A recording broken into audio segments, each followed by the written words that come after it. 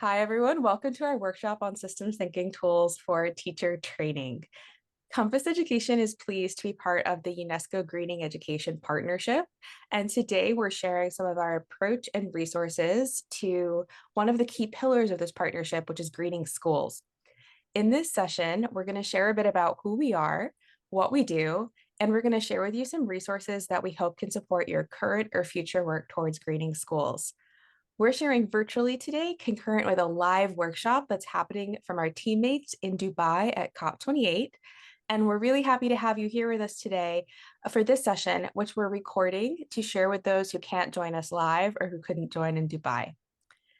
So our focus today is going to be on systems thinking. Before we dive into this world of connection, we want to start with some introductions. So as we introduce ourselves, your facilitators, and share a bit about Compass Education, we also want to invite you to please introduce yourselves in the chat. You can share your name, your location, organization, or other personal information you'd like your LinkedIn. If you see someone with whom you have a connection or a similarity, we encourage you to respond to them in the chat so that you can build a connection. So please go ahead and introduce yourselves as we dive into our introductions.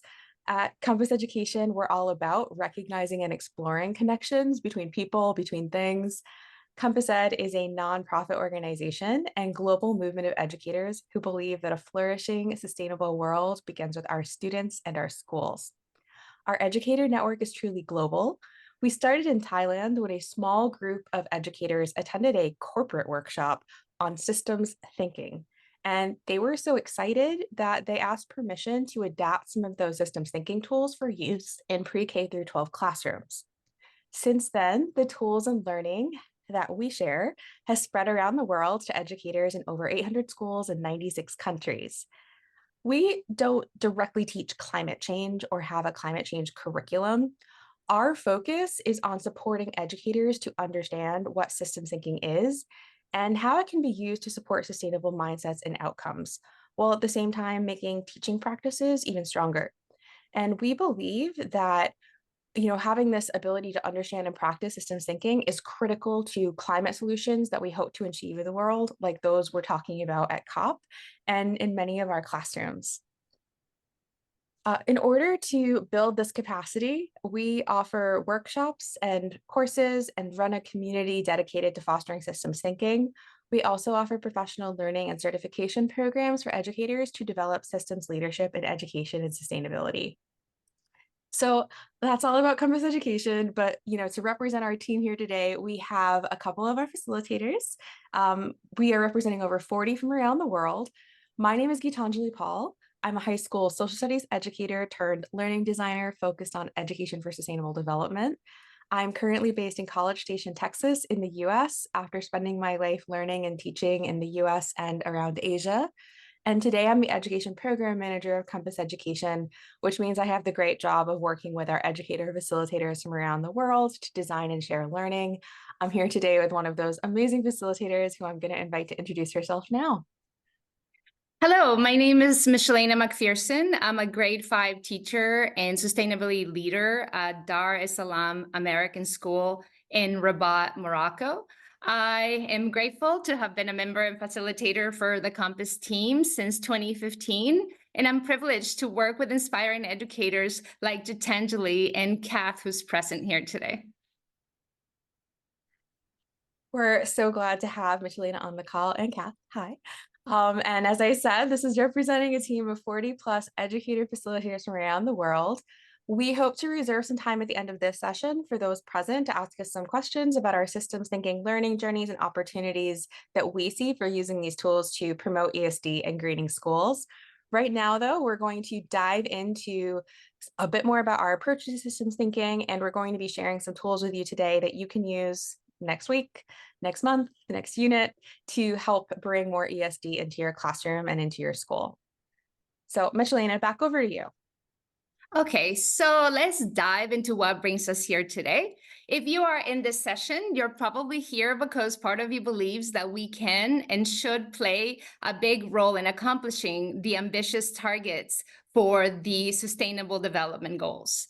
Let's take a moment and please in the chat, share with us one of the global goals or SDGs that you are passionate about that you address through your own work. We would love to see which SDGs inspire you.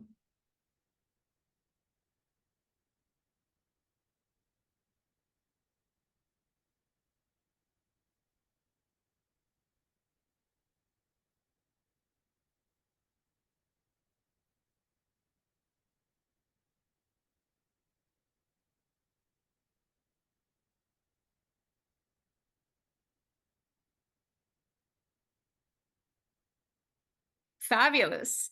Every SDG is important, but being here today at this event run through the Greening Education Hub, we can probably all agree that global goal number 4, quality education, can be a powerful conduit for and a lever for bringing about more equitable, flourishing, and sustainable world. While we all have a role to play in addressing the global goals, we also know that these are issues that are very large, that require more than individual action by ourselves and our colleagues and our students, but we also need systemic change. And that's part of what COP is all about, recognizing and implementing policy, collective action, and partnership to make a bigger difference that we cannot make alone. We need to work as a community to accomplish these goals. So moving on, to make a systems change, how can we make systems change, we wonder? And if we don't develop our systems thinking, we're not able to create change. Perhaps some of you on this call already know what systems thinking is and that you use it on your work. However, if we expect to truly accomplish long-term sustainable outcomes, systems thinking can't be a skill of the privileged few. They have to be able to be accessible to everyone. We all need to have these skills, which is why we have to teach systems thinking in our schools. So please look at the cartoon on your screen and write your responses on the chat. What are you wondering about this cartoon? What do you think is happening here?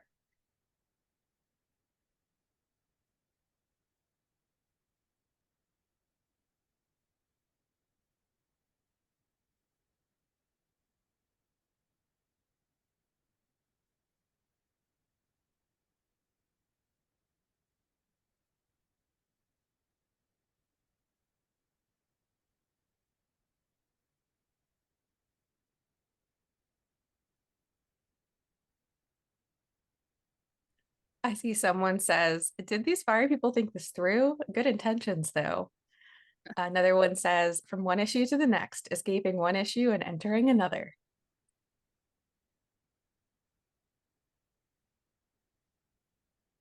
If this, then that. Right. All right. So, as you see, the world is complex and dynamic and everything is interconnected. An action can have unintended consequences. We have to think the big picture. This cartoon helps us explain why systems thinking is so important. Yeah, I fully agree. We don't want to be, accidentally going from what we think is a solution into another problem. And that's something that tends to happen in our world more often than we'd like, because many of us have learned to think in a linear way. We are taught that there's a problem, so there's a solution. A plus B equals C. If you do your homework, you're going to get good grades, which will lead to success. And often when we approach problems, we try to break these problems down into the sum of their parts. We imagine fixing one thing is going to be great, and then we fix the next, kind of like in an assembly line. But this linear thinking really only works if it's like a small short-term issue. Like we want to fix our plumbing if we have a leak in our home. It doesn't address the bigger picture problem. And if we want to do that, we have to be thinking beyond that. Doing your homework and getting good grades might not be enough to lead to success. There are other factors like health, wealth, and safety that can have a huge impact on students, just for a small example. If we want to think longer term and have not just a quick fix, a solution, we need to think differently. Linear thinking isn't enough to solve complex problems like the SDGs that are facing our students who are trying to prepare for the future, the big issues that we as teachers are trying to teach about in our world, and that we as leaders are trying to navigate as we find a path forward. As Einstein famously said, we cannot solve our problems with the same level of thinking that was used to create them. What we tend to do as a society is isolate a problem and focus on it. And sometimes that works for a while, like I said, but it will never produce long-term systemic change because our problems aren't isolated and the challenges we face have many contributing factors. So, I mean, personally thinking about this, sometimes in my life, I want to focus on me. I want to focus on the issues I'm dealing with in my little corner of the world, my family, my community, my friends. And that's really important. But if I just focus on my small corner of the world, it doesn't really work long term because no matter how small my issue may seem or how small my corner might be, it's impacted by a myriad of other factors. And if I'm going to be okay in this complex world, dealing with those external realities that impact me, I need to learn to get comfortable with systems thinking. I need to look beyond just my problems and start to recognize my place in this network, this system, so that I can see how things impact me and also find my potential to impact it so I can feel a sense of agency and hope in how I'm shaping the world. So, with systems thinking in mind, let's go back to one of the SDGs. Like Michelena said, we're all here probably because we care about SDG 4, quality education. For those of us working in education, we might see this issue and sometimes break it into parts. We might choose to focus on one factor where we feel like we can make a big difference, like increasing school attendance, thinking about curriculum adaptation, building new facilities, or other targets under SDG 4. These are all important and they need good people doing work there. However, if we get so focused on fixing one piece of the problem, if we reduce it to the sum of its parts with reductionist thinking, we miss how essential it is to think about how these parts overlap, how the way they work together really impacts the degree of quality education. Attendance is not enough, facilities are not enough. The relationships and overlap greatly impact the overall quality. Plus, many other factors beyond education are relevant, like the other SDGs. Good health and well-being are essential for attendance. Nourishment and nutrition greatly impact a student's ability to focus. And climate's connected to every issue. So for example, natural disasters can disrupt attendance and facilities necessary for learning. And on a positive note, green job creation as part of our collective actions can help new people generate income in reliable ways that they can then use to support their families and send their kids to school. There are many ways to tackle a problem. However, when we think about all of the interconnections between other issues, we can come up with the most effective solutions and find ways to collaborate to have a greater impact. So all of that was kind of an overview of how we approach systems thinking. And what we do is we take this way of thinking and we bring it to schools, which we think is essential for greening schools and education. We try to support educators and their students to better understand this complex, chaotic, and sometimes crazy world that we live in so they can feel okay with that complexity rather than be overwhelmed by anxiety. And so that they have tools to better understand and navigate the world so they can find their opportunities to get involved. That said, we're going to dive into a couple of those tools today that you can use in your own work. And we're happy to share more information about this during a Q&A later today or following up after the call. The tools on this slide I'm sharing now are just some of the tools that we from Compass Education share in our toolkit with educators and schools. They were originally designed for the United Nations and corporate sustainability training, like I mentioned, but we've adapted them for use in education. And I'm going to hand it over to Michelena to talk to you about a tool that we're going to be using in an activity in a little while in our session.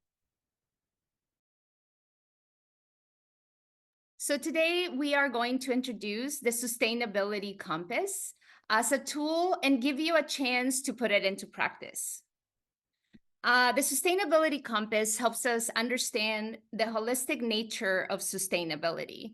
Today, 90% of the world identifies sustainability here and the nature element as is related to schools, and we're often thinking about recycling programs and green spaces and solar panels.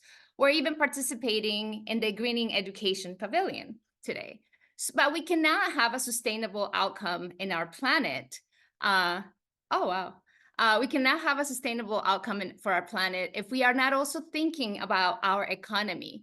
We need a functioning, prosperous, and equitable economy in order to have sustainable outcomes. I cannot tell someone to not cut down a forest if they are in need of warmth and an opportunity to cook their food for themselves and their families. So we need our social structures to be stable. We need equity and education and laws and governance that supports our move towards sustainability. The way that we practice community and the social constructs that we believe to be true can contribute towards or away from a better world. And lastly, well-being, individual well-being. This often is left out of standard conversations about sustainability.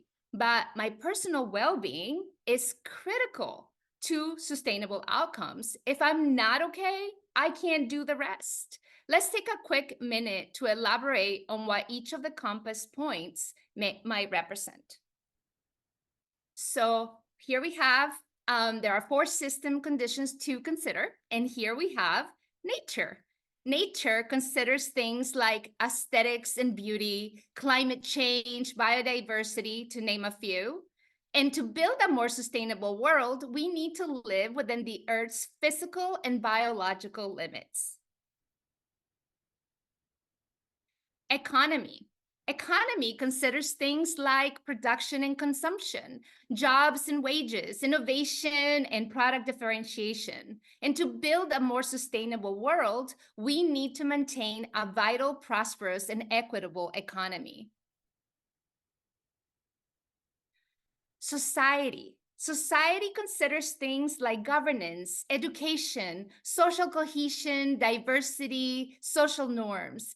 And to build a more sustainable world, we need to support social stability, equity, and development. Well-being. Well-being considers things like personal development, quality of life, sense of security and safety. And to build a more sustainable world, we need to make individual opportunities, fulfillment, and happiness possible.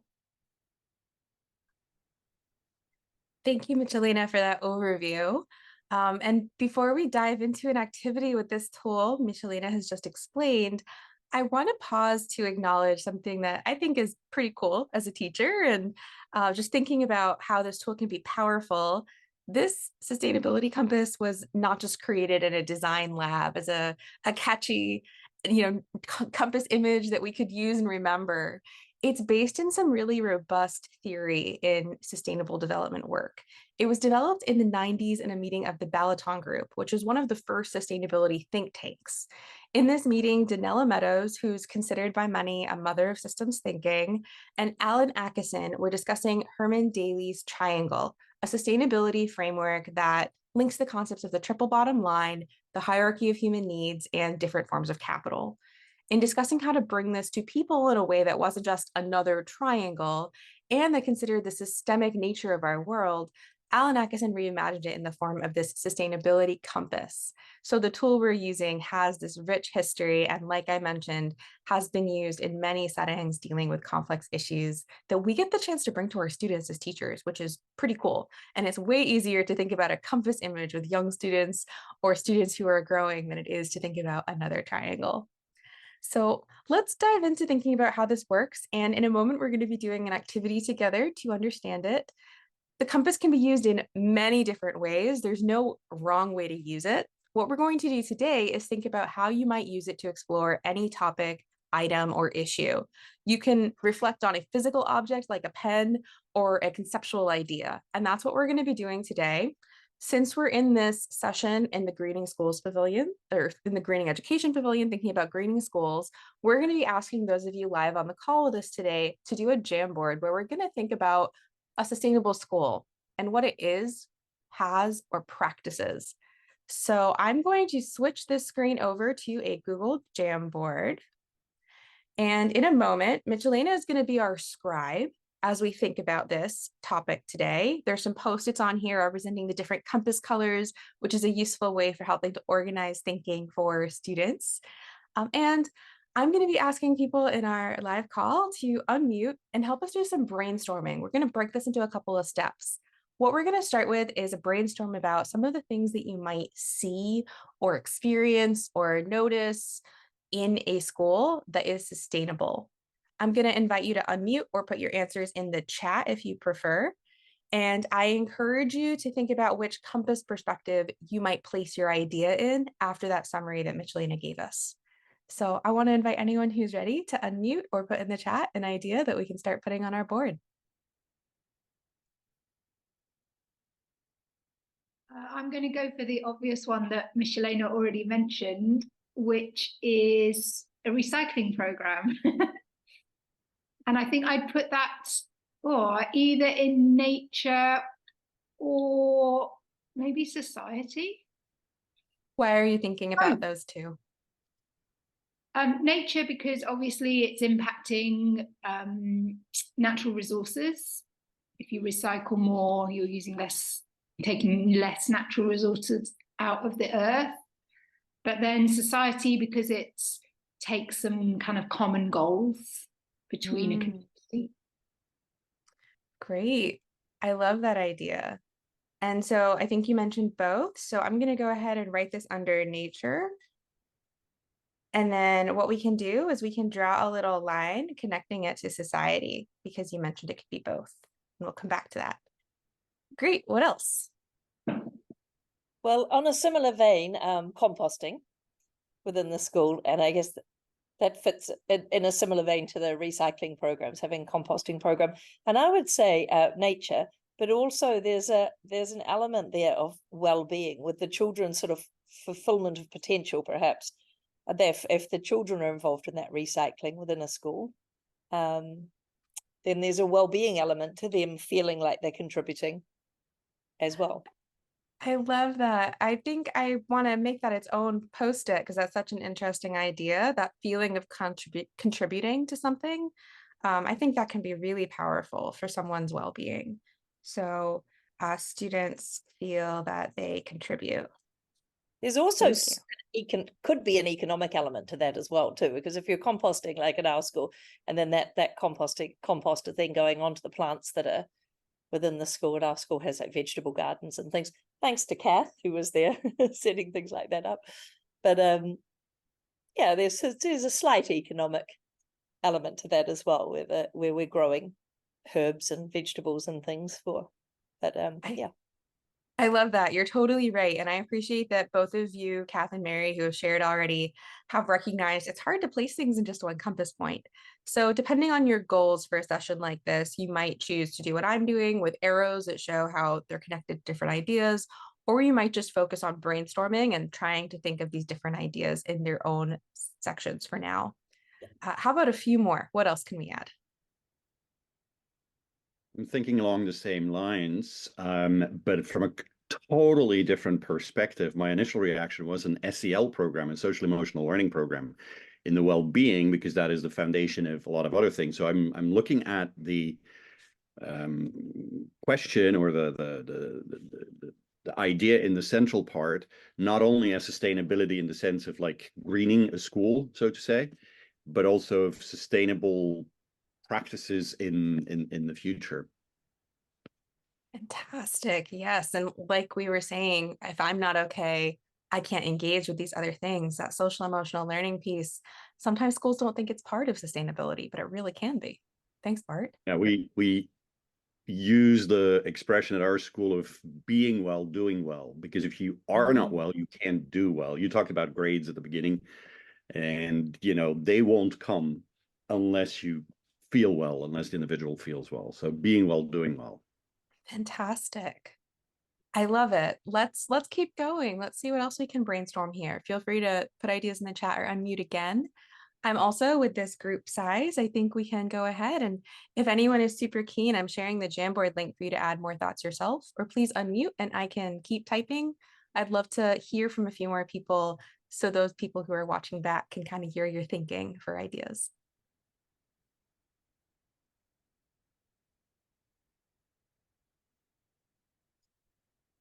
Well, I don't know where this fits in, but I guess a sustainable school makes sure everyone's on board.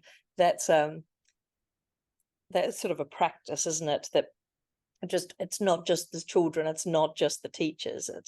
I guess a sustainable school makes sure everyone's educated and everyone's on the same page as much as possible, to keep practices alive and in motion and not just gratuitous. Yeah. Can you speak a little bit more to that last part about not just gratuitous? What does that look like to you?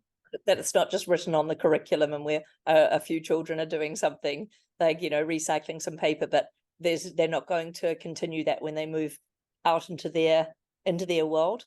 And also just, it's not just educating the students, is it? It's educating all staff, because generally the adults are often have poorer practice than the students. So adults and students are engaged. I like that. And I'm seeing the Jamboard access isn't there for you. So Bart, I'm actually going to tag you in right now. What else would you like to add? Well, I just put a note in the chat about, what we're just talking about also connects for me to the whole idea of purpose learning. An individual learning to articulate their purpose, as well as that purpose fitting into the larger purpose, the larger, societal purpose. I So love those are, that. I suppose, that idea of purpose learning fits both in society as well as in well-being. Yeah, because if you feel a sense of purpose, it's back to what Mary was saying earlier, feeling you can contribute. Thank you, Michelina, for adding that. And it also is something that can relate to bigger society goals, trying to feel purposeful in that community context. I love it. I notice society is a strong point for us in terms of brainstorming. And just honestly, I wonder if a little bit of that, my own bias as society, as a social scientist, as a history, geography teacher, but different people bring in different perspectives. And one of the great things about the compass is this invitation to reflect on what are the perspectives I usually think from. Sometimes when we approach development work or we think about schools, like Mitch said earlier, we think about recycling programs or we think about one little piece. So I want to push us right now to brainstorm some things that are less clear on here right now. What would we put in economy? What would we see in a school that's practicing sustainability really well, or, is a sustainable school? What would we see there?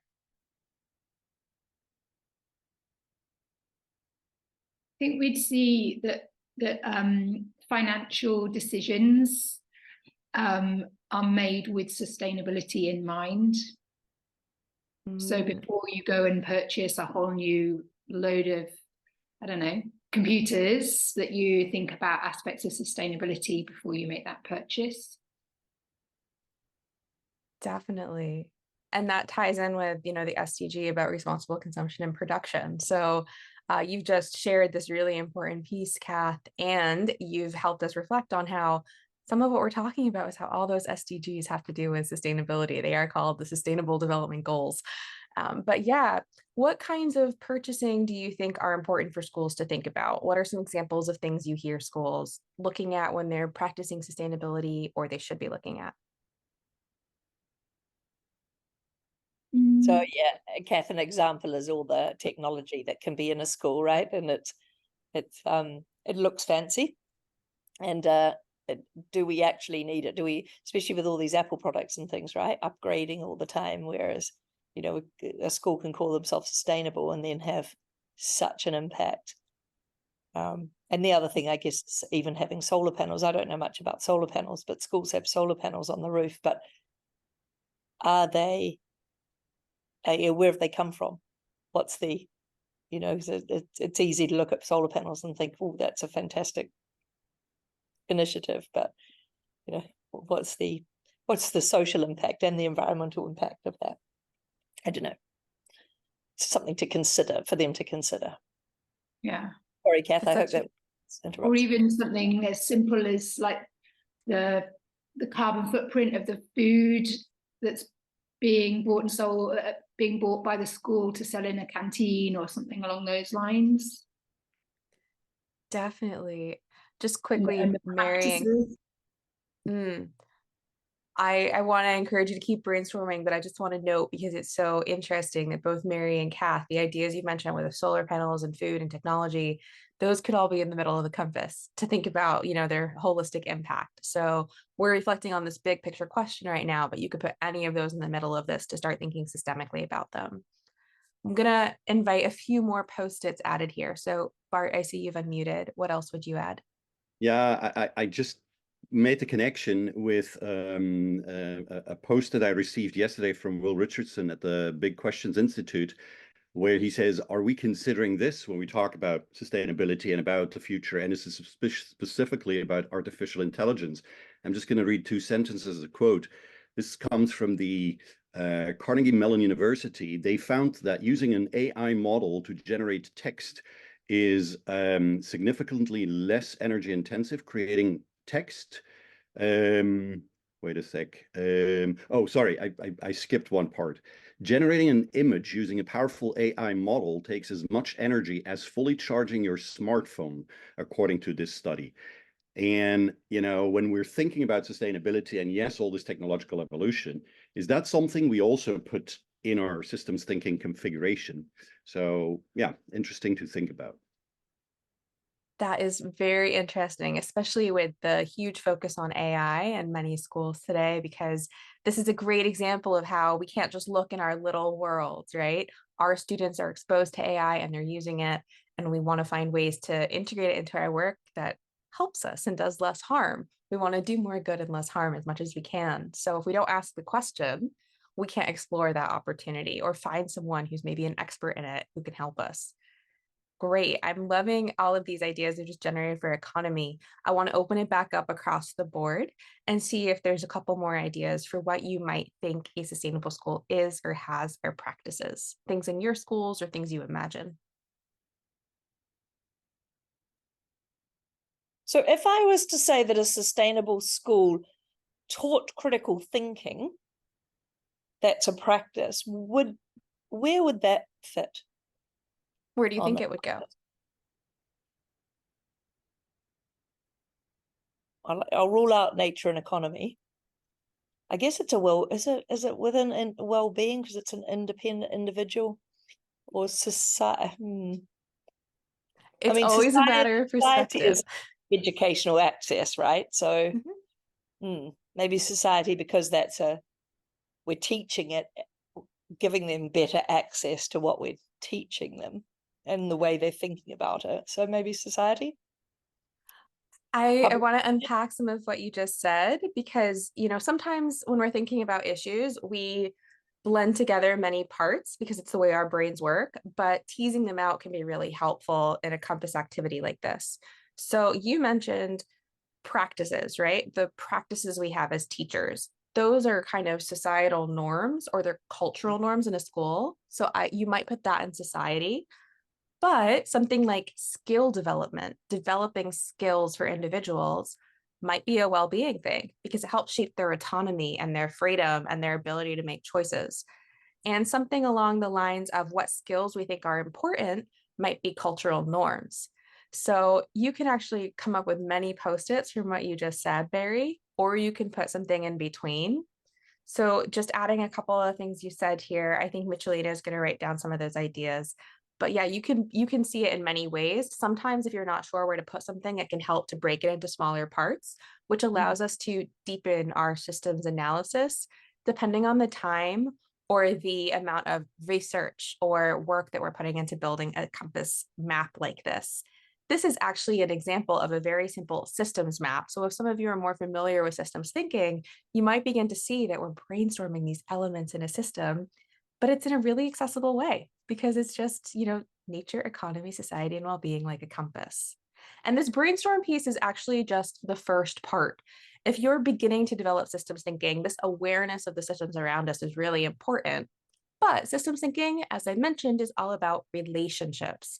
So I want to ask our group to move on now for a few more minutes to continue in this activity, thinking more about connections, which you've innately already started to do.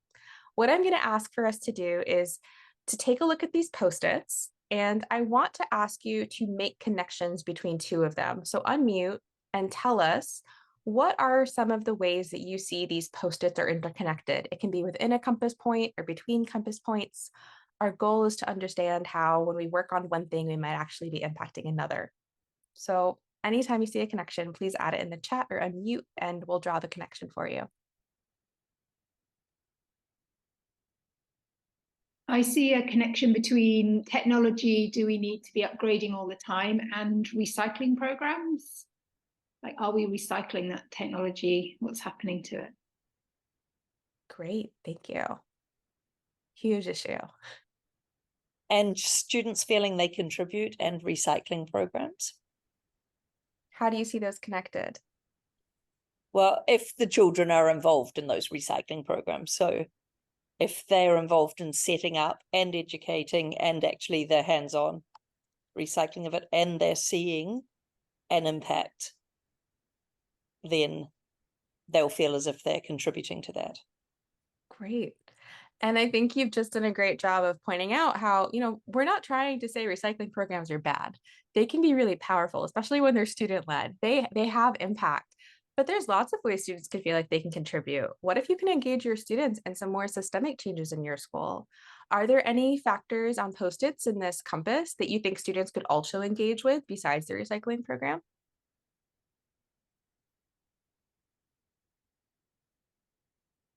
The impact of food brought in by the school, they can be involved in that change.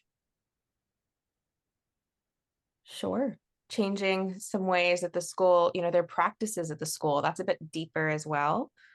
Other ideas?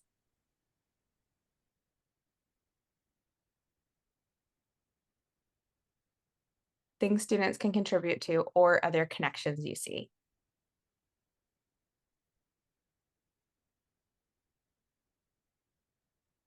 I think that well-being, developing skills, social emotional learning, and adults and students in society are all connected.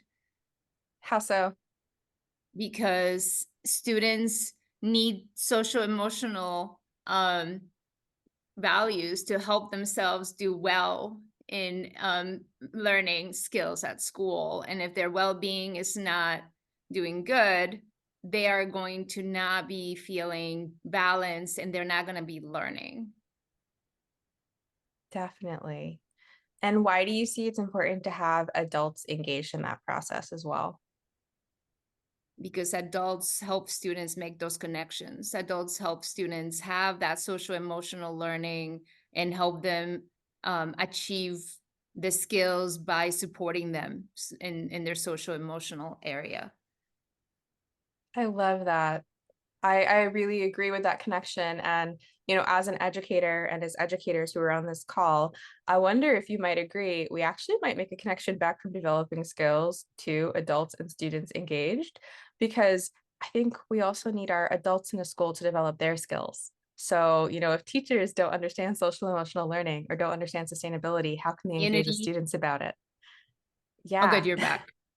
We lost you for a minute. Well, if we don't have adults who are developing their skills, how can they help students? So I think we might even be able to make a little loop there between those three. Mm-hmm. What other connections do you see? Let's get a couple more. And that all connects to social norms. If the whole community, and keeping practices alive, it's all kind of knitted together in the same web. I love that. Yeah. You might even have arrows going in two directions if you think things impact each other like that. They are all connected. Any other connections that we see? And the financial decisions become that linked to that social norms as well. Definitely. Well, you can almost connect the social norms, I think, to everything, because I was going to suggest the connection between the social norms and the composting and the recycling. It's one thing, I'm working in an international school. It's one thing for somebody to come in from another country, potentially, that is maybe in some ways, although I know that there's a value statement to that, a little bit more advanced in recycling practices than others and composting practices. But then the social norms of the country are also really important. Mhm. The local context. Definitely. Yeah, the social norms and also the structural norms, right? So, schools might have really great intentions, but if their local city or town doesn't have a recycling program and you have students recycling, that's a real limit you have to deal with. You have to figure out what's the best practice for our school. So I also like, Bart, though, you mentioned learning from other schools. I wonder if a sustainable school is one that's learning from others about best practices as well. So thank you so much for participating in this brainstorm activity. We just spent about 15 minutes doing this, but imagine if you spent more time doing this to explore an issue. You can go way more into depth. You can think more in detail about the systems piece. And I really appreciate the ideas that were shared. I want to point out just a few other ways that this might look when we're thinking about sustainable schools. This was a great brainstorm to have an interactive discussion and build some consensus between those of us here. There's so many ways that you might think about sustainable schools and make connections. You could spend 5 minutes doing this with colleagues just to start brainstorming ideas for a sustainability program in a school, or you could spend an hour or even longer and actually gather data to do this with your whole school community to build a shared culture of sustainability and think about what's your school's approach. And then it doesn't just have to be from that green perspective, that traditional green perspective. We'll come back to that in a second. But right now, I actually have one more question for the people on the call. We just used this compass for a very quick activity. And while we use systems thinking tools like the sustainability compass, one thing we talk about is developing what we call sustainable habits of mind. I'm not going to take the time to explain these in detail right now, but they are adapted from Danella Meadows' article on dancing with systems, and they represent some practices that we've noticed in our work help students build their capacity to feel confident and ready to address the complex world we live in. So taking a look at these images on the slide, I want to ask you on the call, do you think you did any of these during our compass activity? Or if none of these resonate with you yet, what 21st century skills do you think you were just practicing during our compass activity? Please unmute or put in the chat to share what you think. Skills or sustainable habits of mind you were just practicing.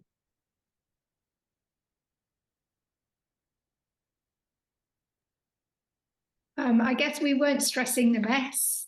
We actually were reveling in the messiness of those lines and connections, and it was generating some really cool discussion and thoughts and connections, but it did get more and more messy on the page. It certainly did. Thank you. I'm glad. Yeah, those ideas can just spark more ideas. Other thoughts? Critical thinking.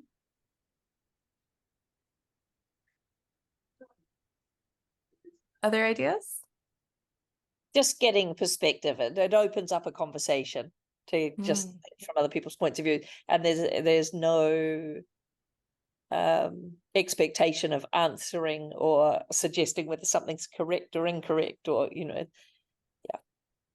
Yeah, I'm glad that that was your experience. I think this can be a great tool for fostering dialogue and not necessarily discussion, although you can also use it to think about what are the most connected points we really want to address, which I'll come back to in a second.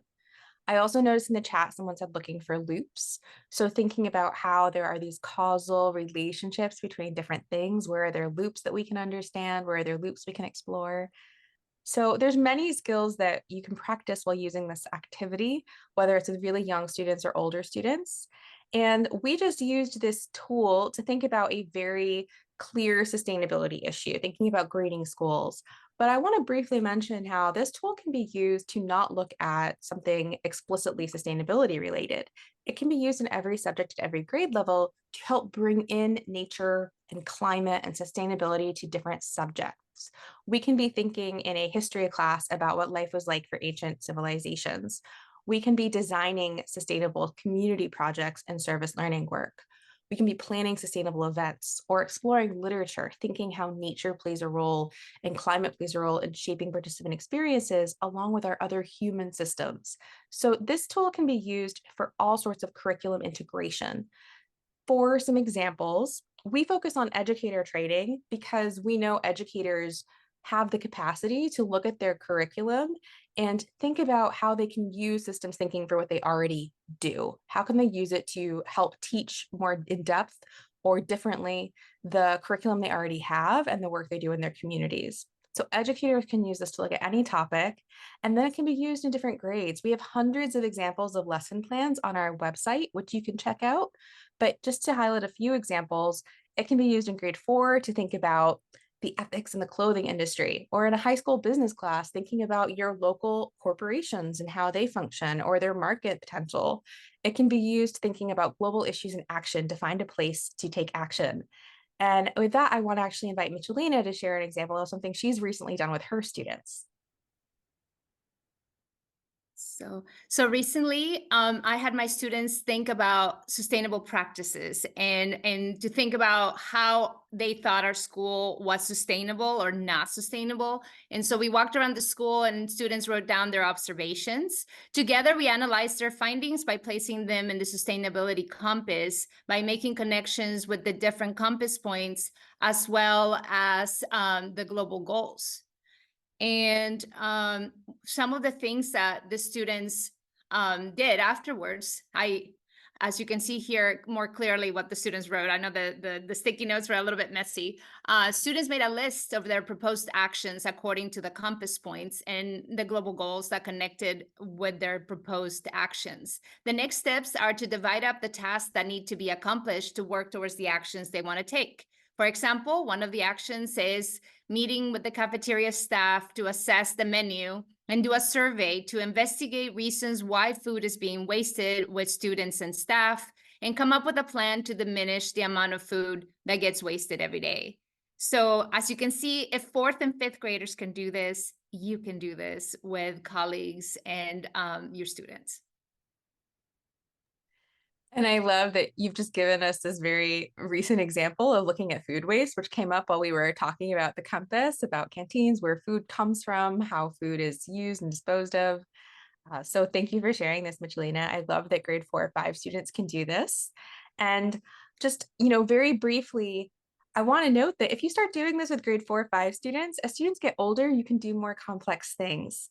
So this is a map that I did with students who were in high school, who were in a community in northern Thailand, exploring its sustainability and its practices.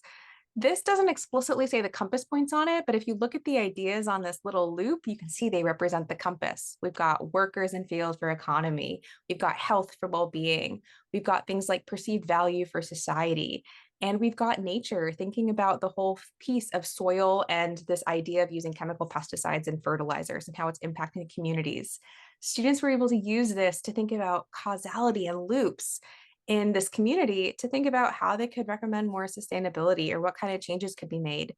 So in 4th or 5th grade, you can build these capacities and they can get more complex in scale with students or even with adults, since, as I said, this comes from a corporate and development work background. So the sustainability compass can be used in so many ways to support learning and action for greening schools, for greening communities. I want to pause for a moment and ask in the chat, or for people to unmute, if you have any ideas for how you might be able to use this in your work or your community. I'm just going to leave a minute. And then, like I said, feel free to put this in the chat or unmute if any ideas are coming to mind for you right now.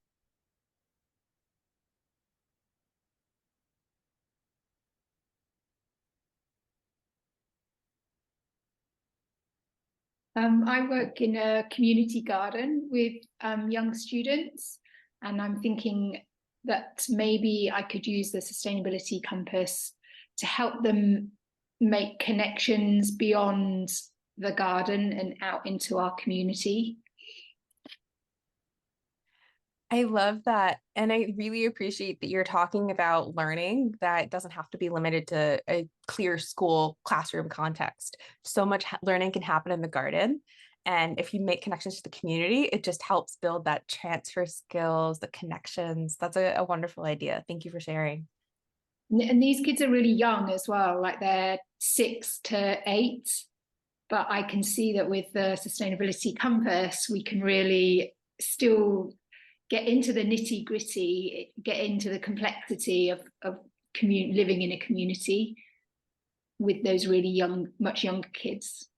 It's cool. That's wonderful. Thank you for sharing. I want to invite anyone else who might have an idea to share something in the chat. I see that, oh, Bart, you've written that you use this tool with your high school students in their SDG academies and extracurricular work. That's great. Do you mind unmuting to tell us a little bit about that? Well, we offer at the moment, there's still extracurricular programs. The hope is that one day they will become curricular, but that's often a long journey. Where we focus on one of the SDGs. In fact, we have 3 programs, one on SDG 4, one on 7 with the energy, and one on 16 with peace and justice. And they're connected to a local community in Nepal, in Thailand, and in Belgium. And in fact, we have a whole year working, and we kicked off with the Sustainability Compass in each of the programs, and are looking at continuing to build on that with other tools from the training as we move on. So it was a great conversation starter and laid the foundation to bring the complexity and starting to think in sustainable ways about action that we may want to take, because we will be traveling to these countries to work alongside the partners, and we want to, and that might also be an interesting thing. We want to bring the compass with us to introduce it to our partners and explain, this is what we have been, here's how we can make our thinking visible. What are your thoughts? What have we missed? Right. I love that. It's really cool to hear how your school is, building this shared understanding of how to approach sustainability and some of the extracurricular work. And I appreciate that you mentioned sometimes this work starts outside the classroom and it moves into it over time. Different schools can do different things. But what you talked about with working with partners, I love that invitation to question your assumptions and beliefs as people who are traveling to a new place and working with a partner to learn what they think. What is their perception? This can be a really good way to have a more inclusive conversation, to welcome new perspectives, to challenge our assumptions and think about where is there more, voice and perspective that needs to be in here to make a sustainable decision. It's not just my perspective that matters. So very cool work. I love hearing that.